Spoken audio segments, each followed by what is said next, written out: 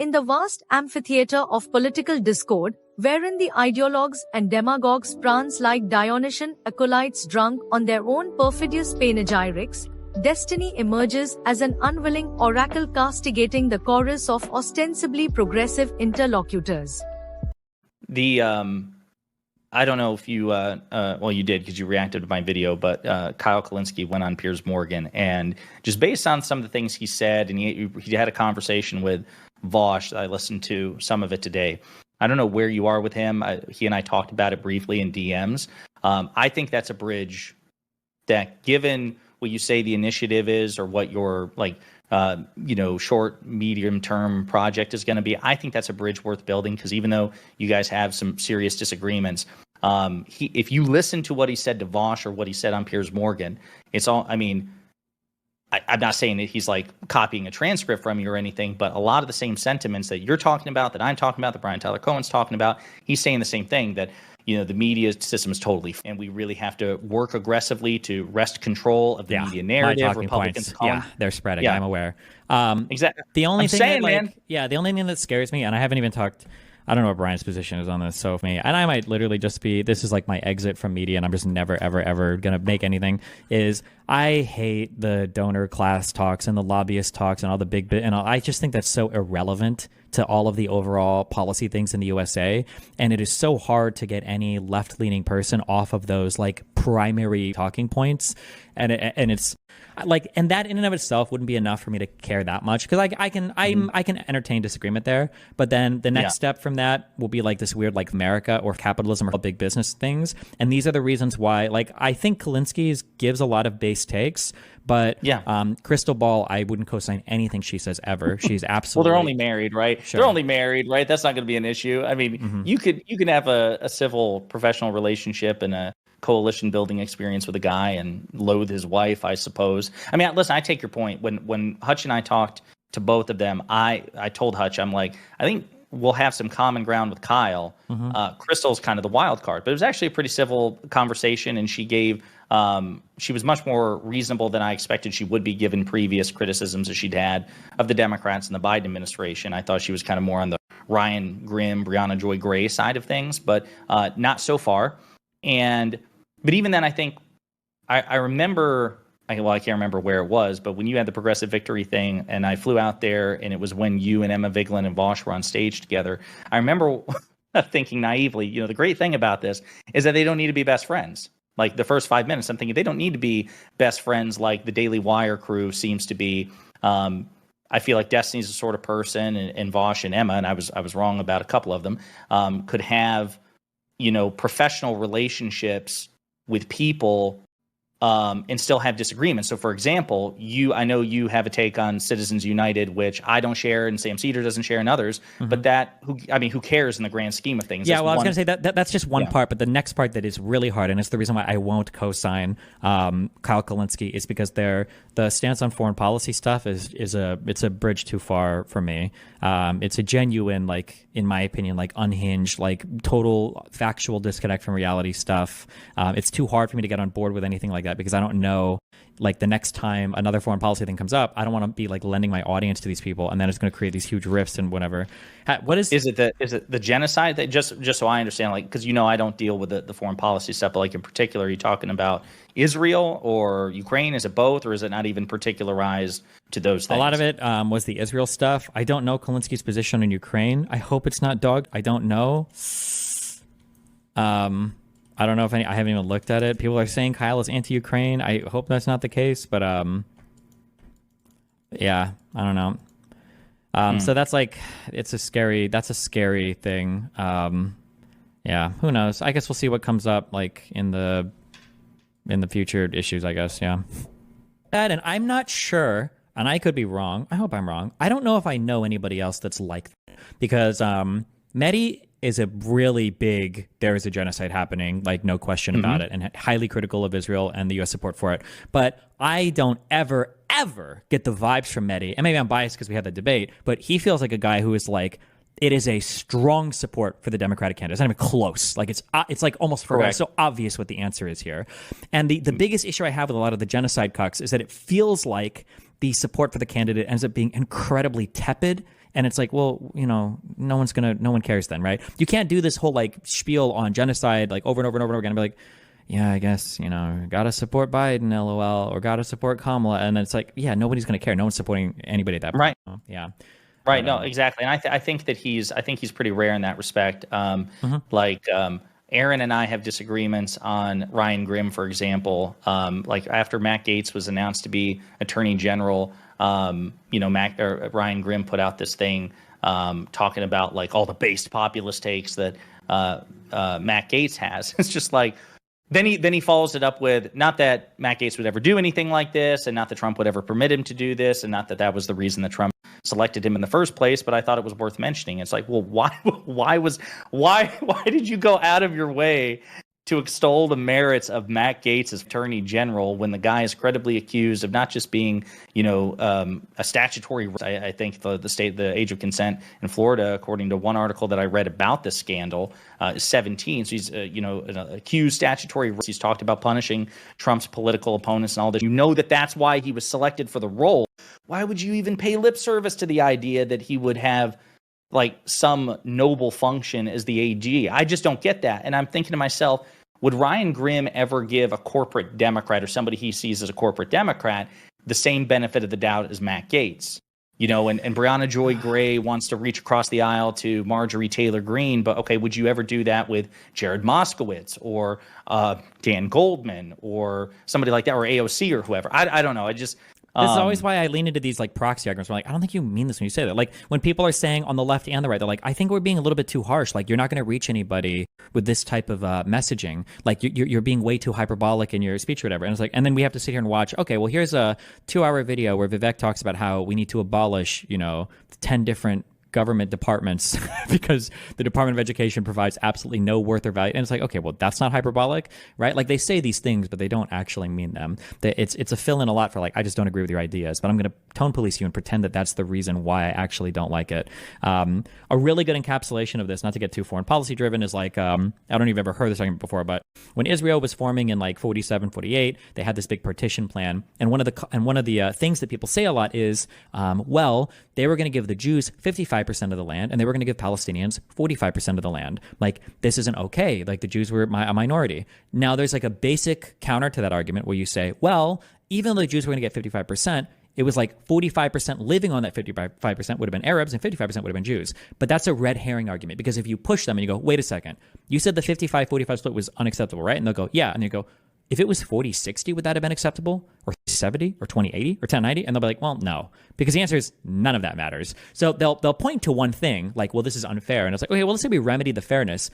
But when you remedy it, it doesn't bring them any closer to actually supporting you. It's just like a thing they're complaining about. Just like when people are like, I wish we had somebody to choose from between, or that's not just like an old man, or we had an actual different candidate, or if it wasn't Biden, maybe I'd consider it. And then Kamala stuff's like, and that happened, yeah. And then all of a sudden, magically, there's a whole new list of reasons to not, and it's like, yeah, okay, whatever. Yeah, you're moving the goalposts. Chief among them, the likes of Kulinski, Krystal Ball, and their ideological ilk, whose cerebrally jejune fulminations against capitalism, foreign policy, and donor class dynamics ring with the hollow resonance of a gong struck by a feeble hand. Destiny, in his Sisyphean struggle to graft pragmatism onto the festering corpus of leftist cant, finds himself confronting a labyrinthine behemoth of contrived grievances, epistemic opacity, and ideological vertigo. To the untrained political dilettante, Kulinski and his ilk may appear as torchbearers of an egalitarian utopia, an Elysium built upon hollow platitudes and anachronistic economic fantasies. Yet destiny, with the precision of a rhetorical Xiphos, rends the veil and exposes the structural rot of their proclamations. The interminable haranguing about the donor class, that omnipresent chimera devouring democratic virtue, has become a stale liturgy, chanted ad nauseum in leftist echo chambers. It is a symphony of irrelevance, a sanctimonious soliloquy designed less to diagnose systemic maladies than to indulge the performative proclivities of its enunciators. To destiny's discerning eye, such lamentations are not praxis but political LARPing, a theater of indignation masquerading as strategy. What grieves destiny's sensibilities most acutely, however, is not merely the monotony of their refrain but the audacious impertinence of their solutions. Their desideratum for systemic overhaul is girded by a naive disdain for political calculus, a puerile rejection of compromise in favor of ideological purity. Herein lies the chasm. While destiny navigates the treacherous waters of electoral pragmatism, Kulinski and his acolytes cling to their rhetorical buoys, screaming aphorisms of revolution that neither persuade nor mobilize the police. To destiny, their anti-capitalist bromides are less exegeses of economic injustice and more sophomoric rebukes of reality, a reflexive negation of empiricism in favor of ideological necromancy. In foreign policy, the fissure widens to a veritable abyss, an ideological cataclysm that destiny perceives with mounting vexation. The leftist cant on Israel and Ukraine reeks of a grotesque moral equivocation, an obfuscatory dialectic wherein aggression is rationalized and culpability diluted under the aegis of anti-imperialism. Kulinski, and by extension his echo chamber, exhibit a cognitive dissonance so profound that it borders on moral nihilism. Their myopic invectives against the West, a crude amalgamation of grievances against America and its capitalist hegemony, betray not only a detachment from geopolitical realities but also an unforgivable abdication of moral clarity. Destiny's opprobrium here is righteous. Foreign policy is not a sandbox for ideological navel-gazing but a realm where consequences are meted out in blood and ruin.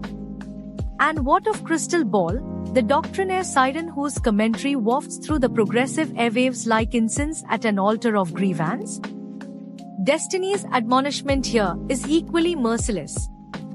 For all her veneer of reasonableness, she epitomizes a wing of progressivism that is less concerned with governance than with perpetual opposition.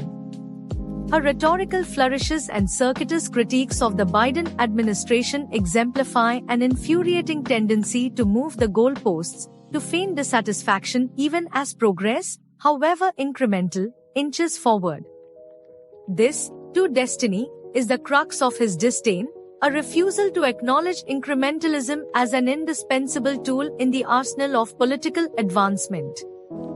Destiny's exasperation crescendos when leftist critiques morph into outright detachment from electoral reality. For all their exhortations on systemic injustice, Kulinski and company often eschew the practical imperatives of coalition building. They lambast the democratic establishment with a zeal reminiscent of Cato's invocations against Carthage, yet their solutions are more mirage than material. Burn it all down, they seem to whisper, forgetting that ashes are a poor foundation for governance. Destiny's pragmatism, though maligned as centrist by these ideologues, reflects a mature understanding of politics as the art of the possible, a concept utterly foreign to those intoxicated by revolutionary fervor. It is in the realm of moral performativity that destiny identifies the most insidious rot.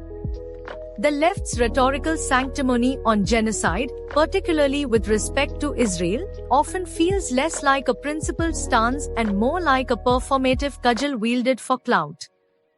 Destiny discerns in this the same disingenuousness that permeates much of leftist discourse, a moral absolutism devoid of strategic coherence. To invoke genocide as a talking point while offering tepid support for democratic candidates is, in Destiny's view, not only hypocritical but politically self-defeating. For how, he argues, does one reconcile impassioned moral proclamations with a refusal to engage in the messy exigencies of political reality? The duplicity deepens when leftists flirt with right-wing populists under the guise of cross-aisle unity.